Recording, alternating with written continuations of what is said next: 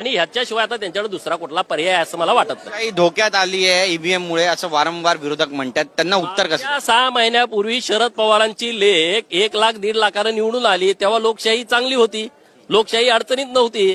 पण आता त्यांचा पुतण्या विधानसभेत निवडून आला का लोकशाही धोक्यात आली.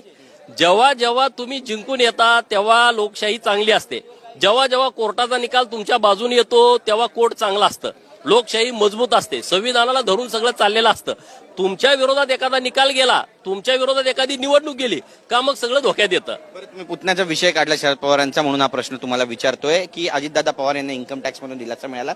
संजय राऊत म्हणतायत की भाजपमध्ये जा आणि सगळ्या केसेस मिटून घ्या, हेच केवळ आता शिल्लक राहिलेलं आहे आणि राज ठाकरे जे आहेत ते आता फडणवीस यांच्या हातातले खेळणे बनलेले आहेत. हे बघा, संजय राऊत काय बोलतात आणि किती बोलतात हे तुम्हाला सगळ्यांना माहित आहे.